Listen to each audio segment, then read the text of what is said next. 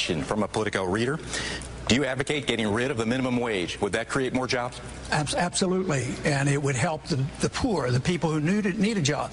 The minimum wage is a mandate. We're against mandates, so why should we have it? No, it would be very beneficial. But I was trying to get your attention a little while ago. There's 8 of us up here. I'm a physician, but you sure weren't going to ask me any medical questions. But I would like to address that just a little bit.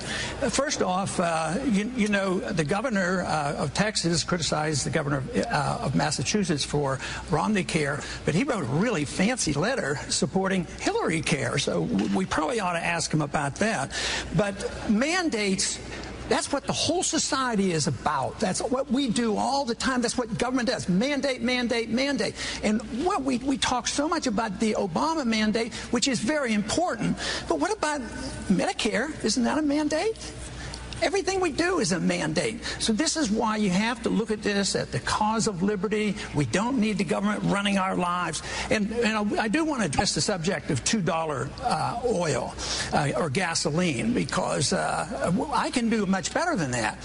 I can get you a gallon of gasoline for a dime. Thank you, Congressman. Well, now I got to finish the sentence. You didn't give me time before. I can These get are you rules that all of you agreed to that Brian and I will try to Let's hear that, yeah. Finish the sentence or you're all done.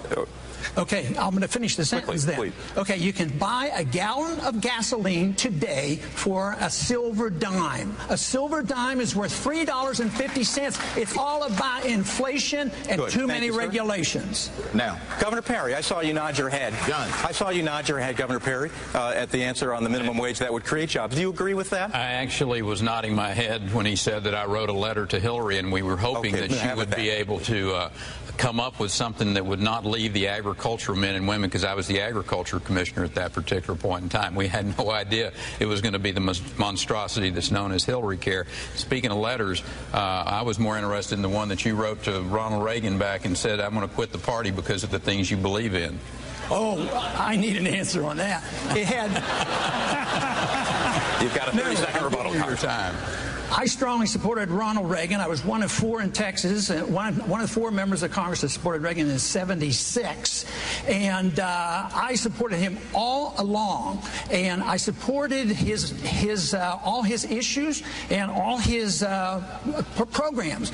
But in the 1980s, we spent too much, we taxed too much, we built up our deficits, and it was a bad scene. Therefore, I support the message of Ronald Reagan. The message was great, but the consequence, we have to be honest with ourselves. It was not all that great. Huge deficits during the 1980s, and that is what my criticism was for. Not for Ronald Reagan's message. His message is a great message. Funny thing about the mail, kind of tends to live on forever. To all of you, thank you. We're going to hold in place, take a quick break.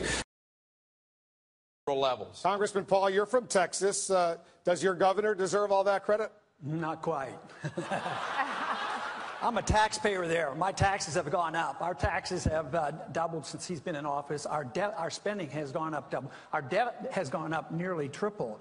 So, no, and 170,000 of the jobs were government jobs. So I would put a little damper on this, but I don't want to offend the governor because he might raise my taxes or something.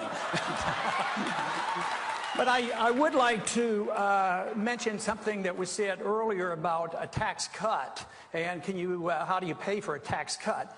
I think that's the wrong principle, because when you give people their money back, it's their money. You don't have to pay for it. That means the government owns all of our money if you look that way. All right. So we have to cut the spending, and a good way to start, there's a little embassy we built over in Baghdad. It cost us $1 billion.